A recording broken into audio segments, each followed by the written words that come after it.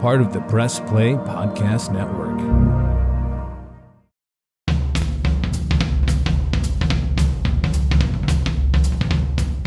Welcome to Producing While Asian, and I'm your host, Don Mike Mendoza. Today's episode is a conversation with Dylan Tai. He is an actor and producer and a photographer, an all-around amazing person. I'm in charge of Dylan Tai Productions, and he also plays Eddie Tan on the Netflix show created by Mindy Kaling called Never Have I Ever. We talk about his journey and what his advice is for people trying to carry the banner of Representation Matters. So I hope you enjoyed today's episode of Producing While Asian with Dylan Tai. Hey Dylan, welcome to Producing While Asian. How are you? Good. How are you, Don Mike? Thanks for having me. Wow. It's so nice to see you. It's been a while. Likewise, yes it have. Yeah. So how's life in LA treating you? LA's been good. Hustle and bustling, just trying to pay rent. Yeah, of course. The usual. We all do. Well, it's good to hear, and it's good to see that you're well and doing okay. So I also love your shirt. So for people that are watching this on YouTube eventually, it's a Hate is a Virus shirt. So where can people get that shirt? Is it on a website somewhere? It is. I do not exactly know where, but I would give you We'll talk about it. No worries. It's all right. The podcasting people can't see it anyway. So we'll start with you. I've done a project with you. We've been around lots of shows together, and we have so many mutual friends, so I know you, but tell us, our audience, about yourself. Like, tell them, how did you get into the arts, your journey as an actor, and, and kind of how you kind of do both, where you act and you produce. Well, my name's Don Tai. Let's see how I started.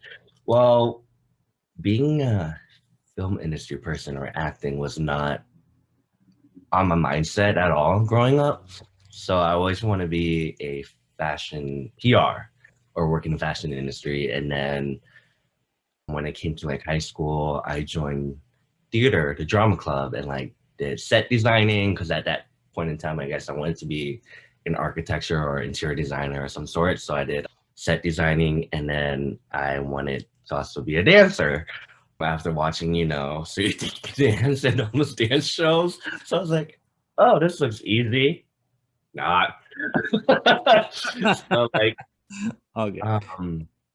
The drama department at Northwest High School, Sharon Cosby and Sean Cosby, I had no clue what dancing was. I had no clue what a kickball chain was or any of that, but I did it. I did it for a few years, and then I came back and did Hairspray as an alumni, and so I fell in love with the performing arts.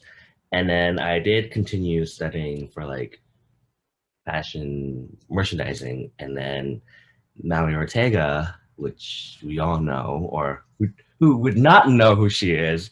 We went to high school together, and she was writing, producing, and directing a film called A Girl Who Left Home, where Don Mike is also in. I'm the executive producer for it, and the stylist, and also a dancer.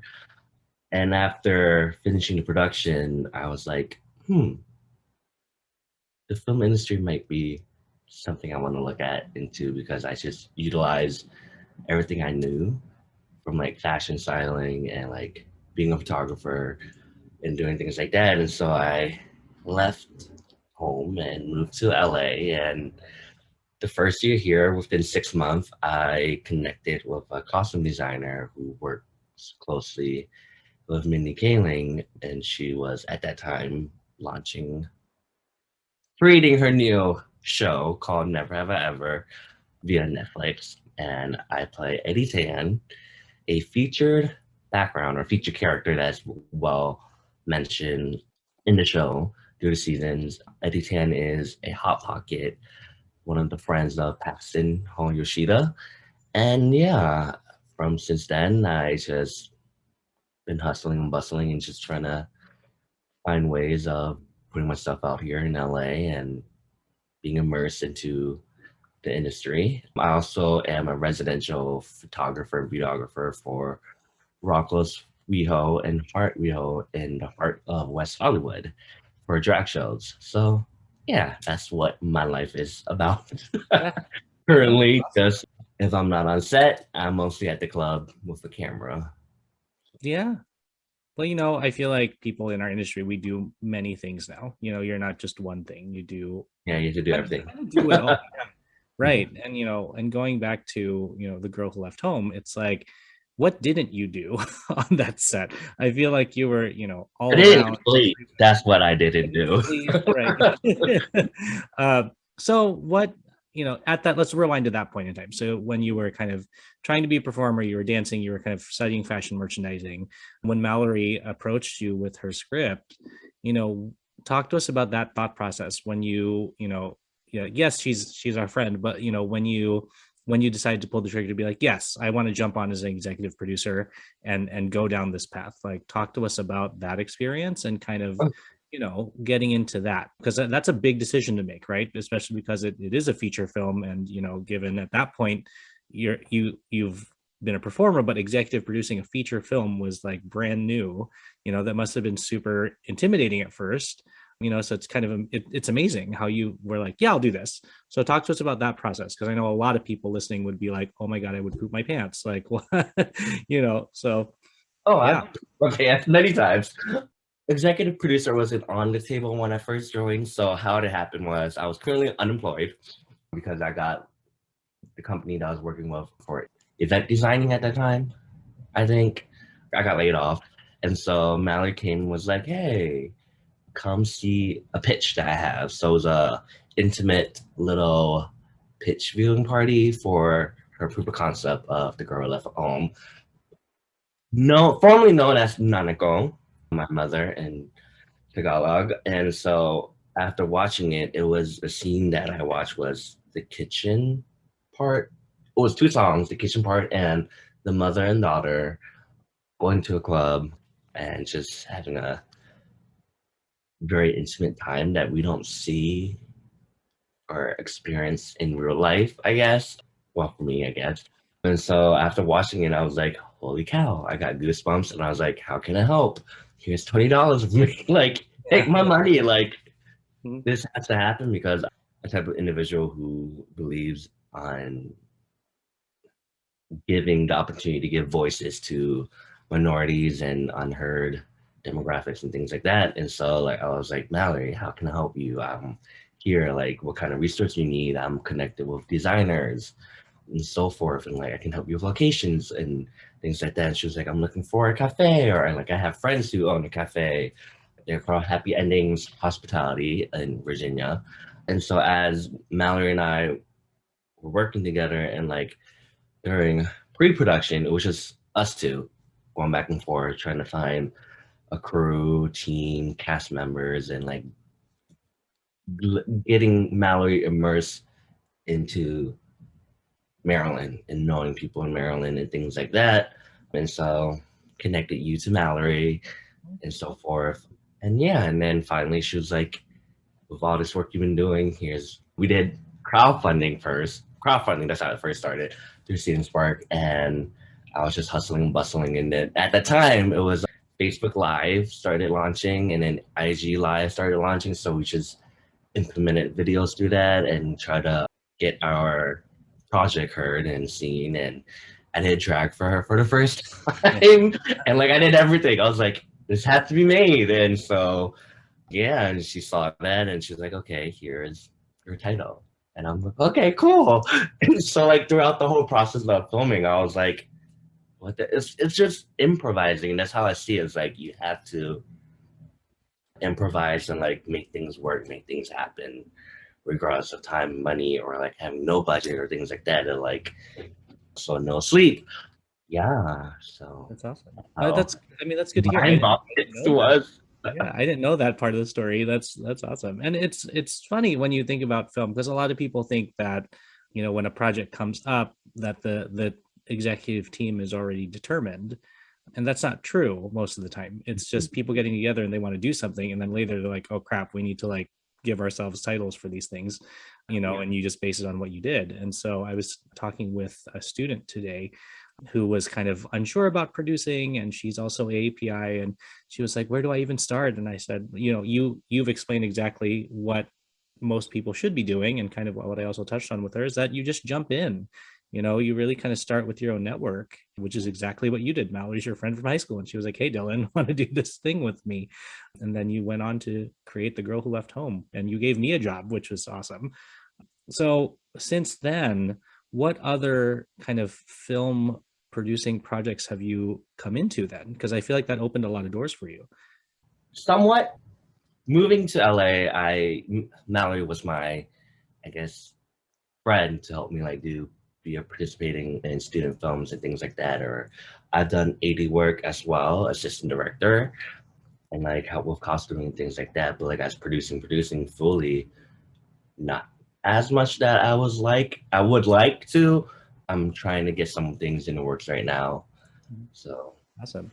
yeah, it's always about getting your feet wet and just swimming, keep swimming, networking, meeting people, and just seeing yourself as a brand and always connecting with people and see how you can help or like assist. Be like, I can do this for you, or like just with any project, it's always like that. You have to be willing to do it all when it comes to the project as well. And that's how establishment and relationship roles, that's how I feel like it's like that's once someone see you, a director or whatever sees you doing that, like he does it all or she does it all or they does it all. Gotta use the pronouns. Do it all. Like they're gonna keep hiring you or hire you for pay or things like that, and keep you on their team or a list of outcomes of like, hey, we want you on again to help us produce this or to work on this project, to be this and that, things like that. So with your current job with Never Have I Ever and filming and doing all of that work, you know, talk to us how you find balance in your everyday, whether you're on set or you're talking to potential future projects, and future collaborators, and then kind of, do you still dabble in any of your fashion merchandising at all? Like how do you Not balance all of your really. things? Not really. I left the fashion merchandising world completely. Like that's just in the back burner. So now it's just like doing projects, creative projects, and things that I see that would be not useful. What's a good term? Pro- I want to be involved in projects that are like very passion project driven and like projects that are life changing, that can spark not only interest but like sparks inspiration and drive towards the community and like bringing uplifting on her voices, just like The Girl Who Left Home. That was a passion project because it was API, Mhm. full female cast, starring Emmy Colorado and the uprising actress Stephen Everly, who I believe was on your podcast. And then along with Paolo Montalban and written by, directed by Mallory Ortega. So yeah, so like that's how I want to be involved in like projects that are like not so like superhero and things like that, but like Sure.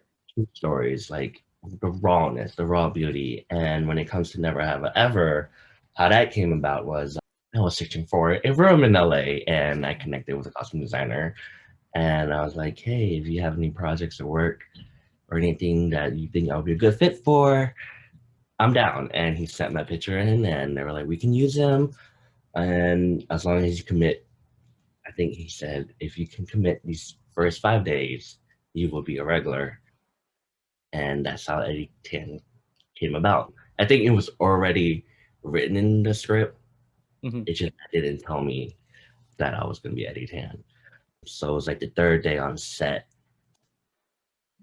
That's when they were like, "You're Eddie Tan," and then from then on, I became that one Asian boy. It's Asian boy you see in majority of the shots in the background and or next to Paxton.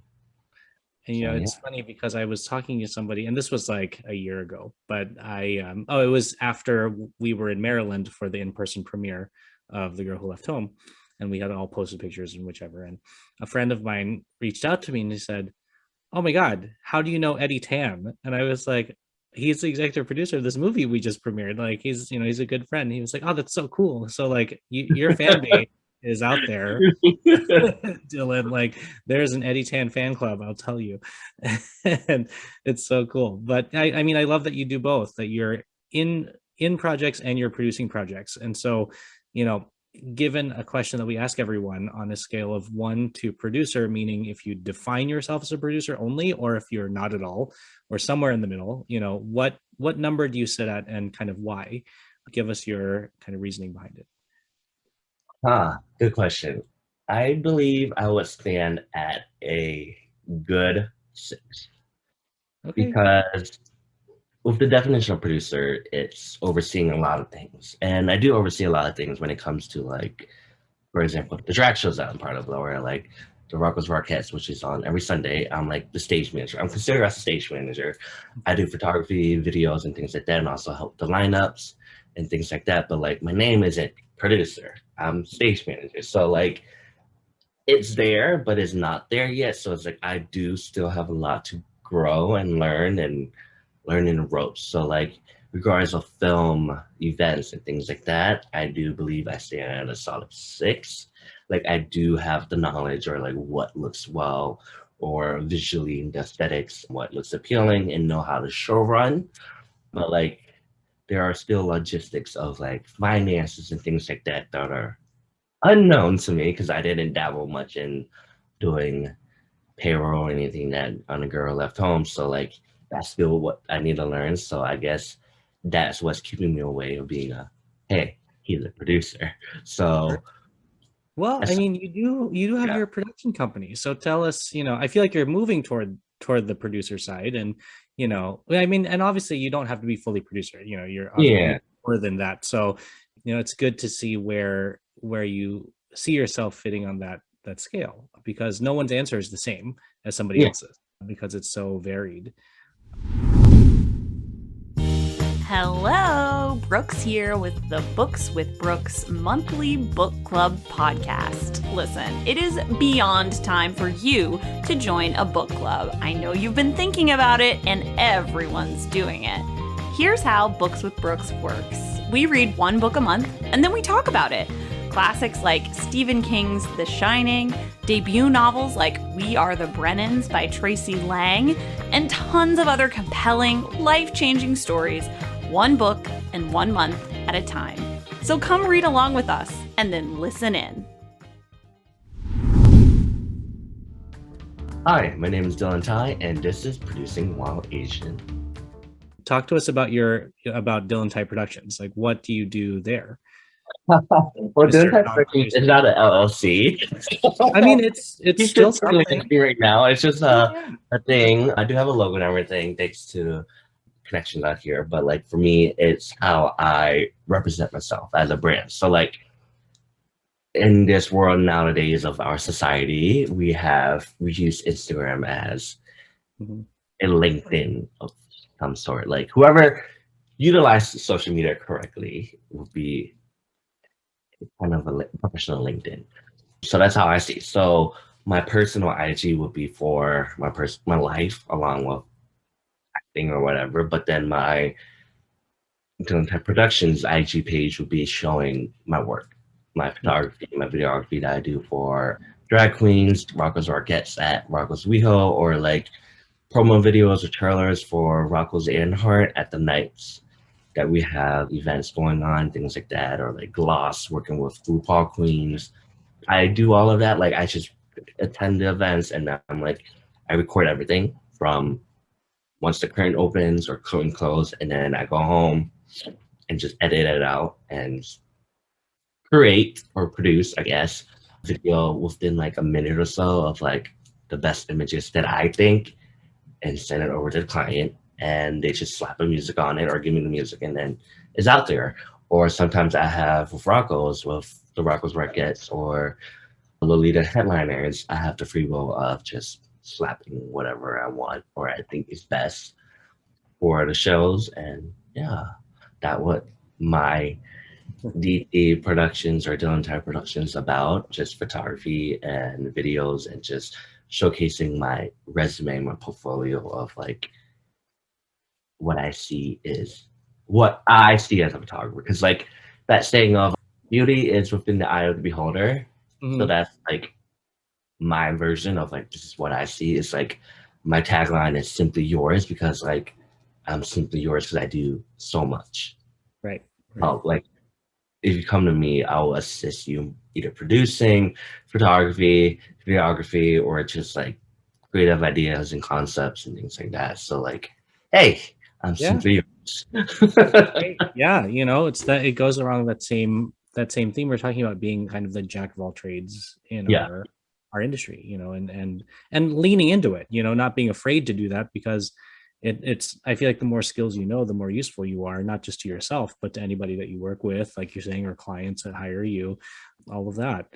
So talk to us, touching back a little bit about how your work informs being part of the bigger conversation in this industry about representation, and how, Girl Who Left Home, an all Filipino cast, and then you have Never Have I Ever, which is a very diverse show and about a person of color. Tell us how you use that concept to inform your projects that you bring on, and kind of what are your goals, your personal goals as a producer and a performer in everything you do, like what takes you through every day, keeping that in mind. Good question. And a tough question. Tough question. So for me, is like I said before, is like my drive is representation and showcasing unheard voices and raw beauty and things like that. So I love to work with a lot of minorities and work in projects or be involved in projects that are like uplifting Asians and things like that. So when it comes to Never Have I Ever, like Eddie Tan isn't like a full written character. Eddie Tan is very ambiguous. It's just to say that. He is very ambiguous. He was a pretty boy, part of the Hot Pocket, things like that. So like it was up to me, like how do I represent him? How do I play him? Or like things like that. Do I be myself, or do I be jockey or preppy or things like that? So it's like, even though it's like a featured background, being Eddie is like you also have to represent him as Asian, but how do you represent him as Asian? Do you still keep him as what society has played Asian characters as?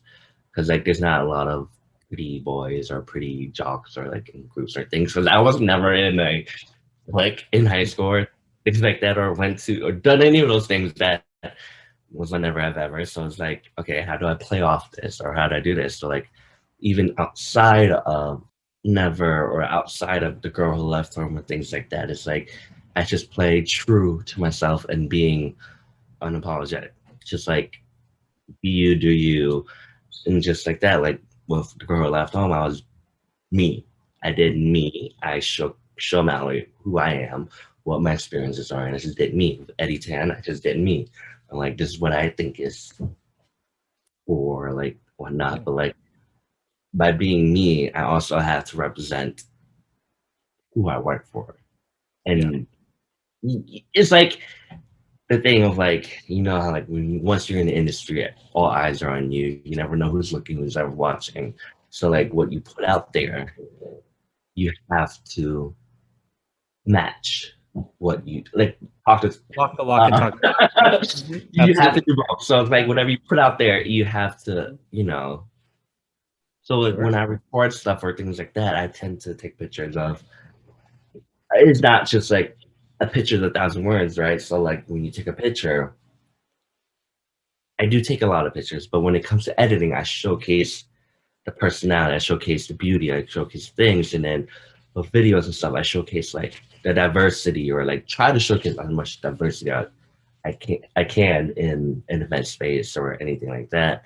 So it's like with my like work and stuff, like I try to be involved with like charity work, or like work clients that work with diverse groups, or not just strictly one group or things like that. Like I make sure like their alignment is the same as mine. So like if I hear things that are bad, I'm like, okay, I'm not gonna work with you anymore, things like that. So it's like being true to yourself, being true to your drive and goals. And also like if there's someone who's like discriminating against Asians, or like not putting API in the front line or minorities in the front line, then I'm like, okay, there's something wrong. Like I've talked to people who are like, very degrading. And I'm like, no, okay, I'm not gonna work with you because like, what's the point if your mindset is this way? Hmm. Me being able to showcase or bring the people along, like my friends, like you grow together. I scratch your back, you scratch your back, but like I want to grow everyone together. It's not like a Yeah. race. For me, Sure. it's like we grow together. We're in this parts together. We grow together. It's like I'm not gonna leave you behind. I'm like, hey, you come along with me. So like, David and I are working with Bite to Fruit, which is a novelty adult Adult. store in Coupon Circle, owned by Rustin Francisco, who is also one of the producer of The Girl Left Home. And so with Haven on board now, it's like I'm the face of the Bite the Fruit. So Oh like my we God, you so are. It's so great. Like I watched the Instagram and I'm like, this is incredible. Like give like me more even content. that like I have to be careful too. So I was like, I Yeah. gotta be careful what I show or like what I do for Bite the Fruit and things like that. Cause like I don't want to have gotten TMZ or anything. But it's like also like Yeah. I want to. It's great that Bite the Fruit is having an Asian face. Like one, Andrew Christian had like the first Asian model. I was like, bam!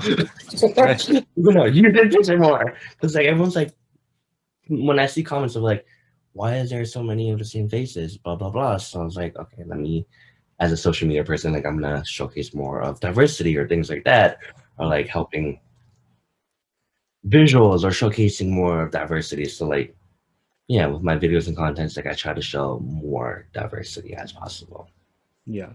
So talking about challenges now, you personally, tell us about some challenges you faced being who you are and being in our industry.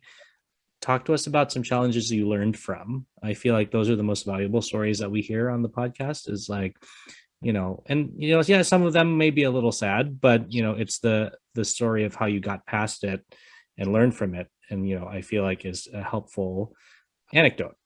So in your time, whether it's as an actor or in your producing job or whichever, talk to us about some challenges you've run into and kind of what you do to remedy that situation. And then if there's anything that you not wish you could change, because there's always shoulda, woulda, coulda, but like if you could take part of that and confer some piece of advice about that moment, tell us about something you've run into that has been a challenge, and you know specifically to representation, or just something that you felt, even if it was like a microaggression, because that exists. Tell us about those times. How long do we have? There's a lot of challenges. Gives you There's, like top two. there's a lot. So speaking of challenges, I also talk about this in a upcoming book written that's coming out, I believe, June 15th, called Do It Anyway. And it also talks about challenges of being a minority, being gay, and being struggling in the world of being Asian, being gay, being overlooked, Mm-hmm.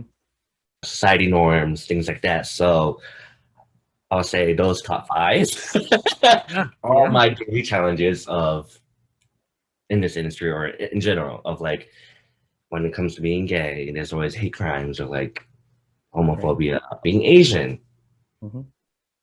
people Being overlook both, it's like yeah, yeah, it's a yeah, like double. Asian virus. So Right. I'm not sponsored, but yeah, like with everything of that, like Asians are always overlooked.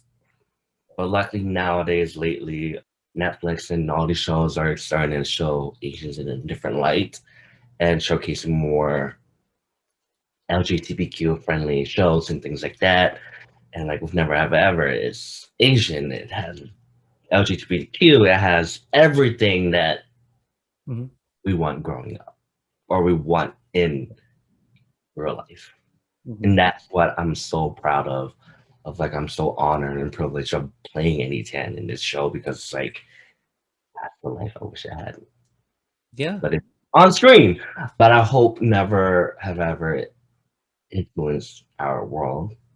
Well, because sometimes media do Yeah. influence society, sometimes more bad than good, sadly. But like those are the challenges of being Asians. Like still like I get looked over upon of like, for example, like the other day I was cast as a hair and makeup fashion stylist, and I never knew. I went there, got fitted, did a fitting, did everything.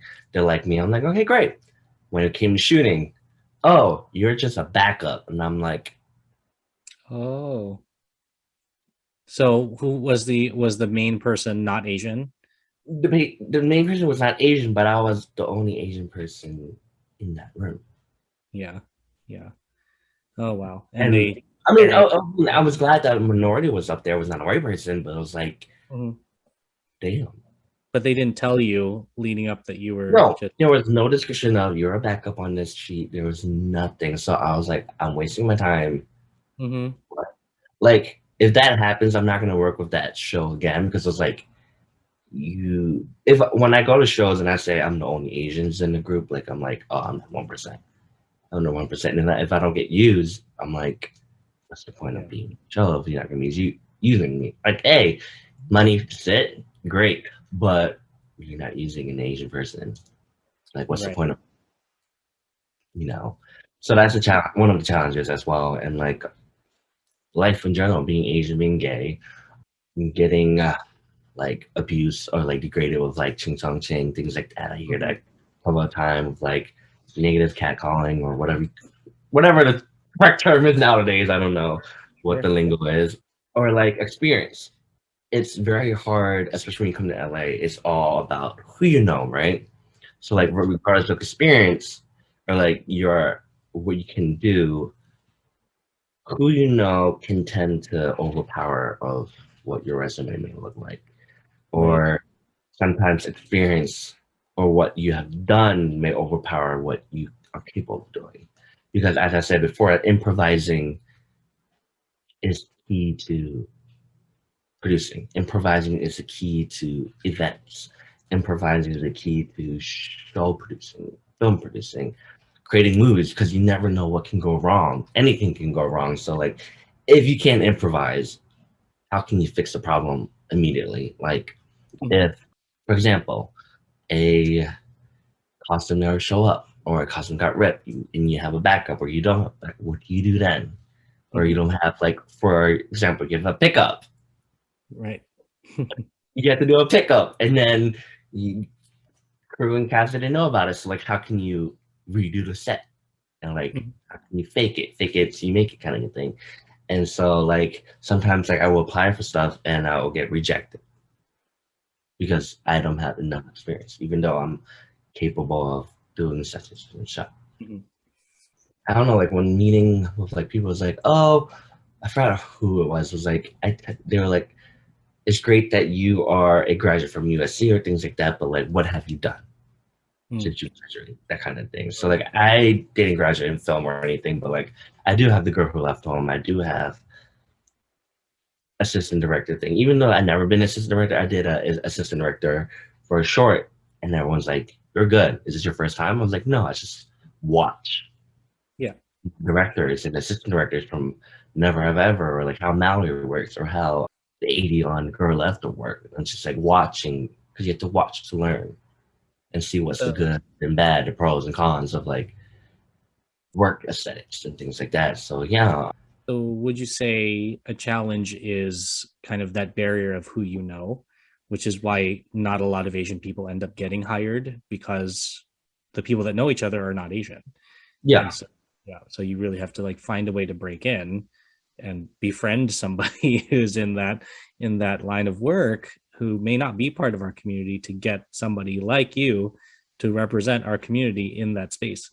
That's what I'm hearing. And that makes all the sense. We didn't necessarily start the industry, so of course we're kind of like a step behind, but I do appreciate seeing people like you and people like Mallory and in other circles like Telly Leung, who are like trying really hard to just push into the producing space and to provide that pathway for other folks who are younger than us and want to come up into this and are looking for mentors and role models.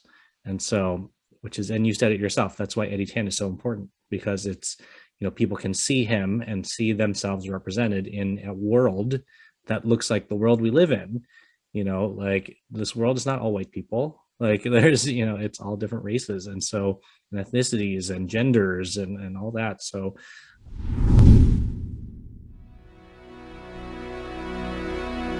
Hey everybody, it's Sam Amico from Cavs on the Break NBA podcast. Be sure to give us a listen for all your Cleveland Cavaliers recaps, analysis, breakdowns, draft talk, free agency. The list goes on and on. Give us a listen, Cavs on the Break NBA podcast.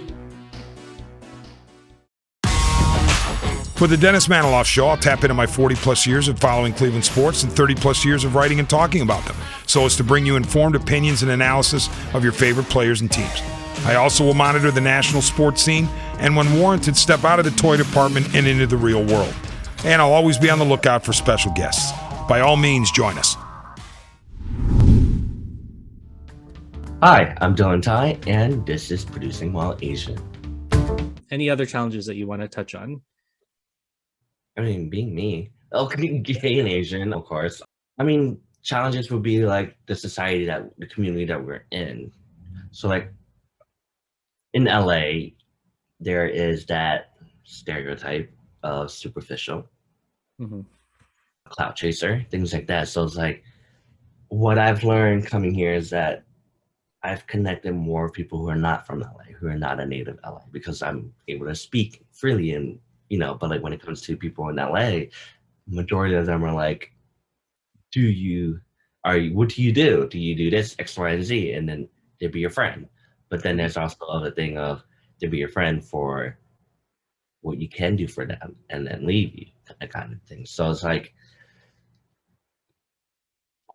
the community thing is a huge, I think it's going to be an ongoing challenge, because it's like we live in a world with different perspective. We live in a world with mental health. We live in a world with low self-esteem, and like all of those things are clouding reality for everyone. So our reality is based on, or not based on, the true reality that everyone else lived in. So like being immersed into different groups, it's like you have to learn of like what is a line and what is not a line. And like that's really tough now, because as we're here today producing While Asian, we're talking about uplifting Asian voices, and sometimes it may not be the case, or like that's overlooked or underlooked. Like, for example, the problem of the Grammys, the award shows, like how come Asians are not, or minorities are not showcased? Why is there blah blah blah? So like,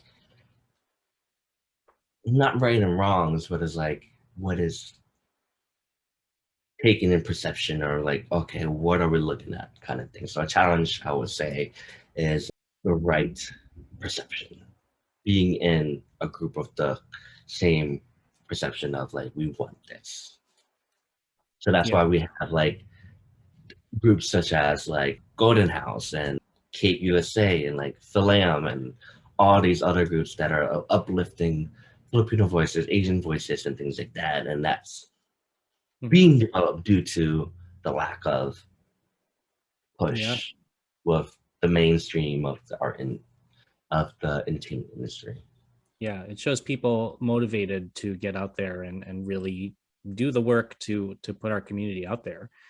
You're right. And that's why this podcast exists, because I'm trying to show people that we all exist. We're here. Like, you can hire us. Like, we're around, Under rocks. We're not under rocks. We're there, but you're just not looking hard enough. You're not looking hard enough. Right. So can you talk about any projects that you have coming up?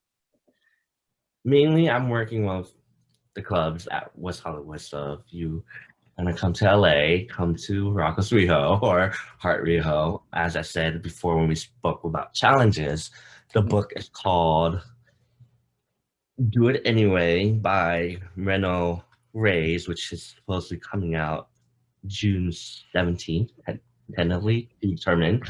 And there are chapters about my life growing up and about my challenges being gay and Asian. And then Never Have Ever season 3 is dropping August 12th. I was like, I hope you know the date. More of me. Hope I haven't seen anything, but I just know I'm in it a lot more, and that's August 12th. So the book and the 3rd season of Never is what's coming out for me. Nice.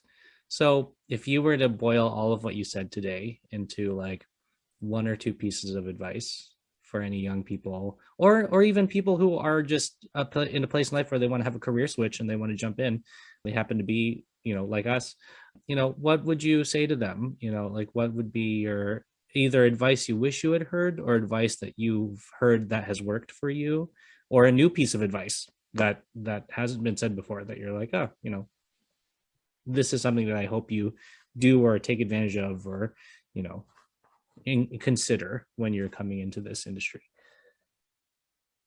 It's gonna be tough, but what my motto is, if you can jump, be unapologetically you, do you, be you, and keep on swimming. Don't let anyone sink you down. Yeah, just keep being you and just keep on swimming, my friend. Like, Yeah. you gotta swim. Like, just don't let anyone or anything burst that bubble. If you're passionate and driven, do it. Do that switch. If you want to do it, don't let anyone stop you. And finally, that's really good advice, because a lot of people judge themselves first and then they don't end up doing anything. So yeah, like I agree with that. Jump, feet first. Just do it. And like you'll land somewhere, and you just gotta. What if? Like, what if has stopped me a lot? What if I do this? What if I do that? Because like, when never came in my lap, I was like, but I need the money to work here, blah, blah, blah. Because I was working 3 jobs, 2 remotes, the bakery, and then the bakery would interfere shooting. So I'm like, the bakery. Screw the bakery. I'm just going to do it. Like, I don't care what's going to happen. It's like, they want me. I got a connection, blah, blah, blah. And I'm now SAG. I got 4 vouchers through the first season. And then so it's like, if I didn't jump with Never, I wouldn't be Eddie. I wouldn't be known as Eddie. Yeah. And my life wouldn't have changed. And who knows? I probably wouldn't be living in LA still. So who knows? Right. So do it. Once the opportunity comes, do it. Don't hesitate. Mm-hmm. A really good friend of mine gave me the advice. He even like got me a book that is about this, called, the advice is be here now. And it's like, it's be here in this moment.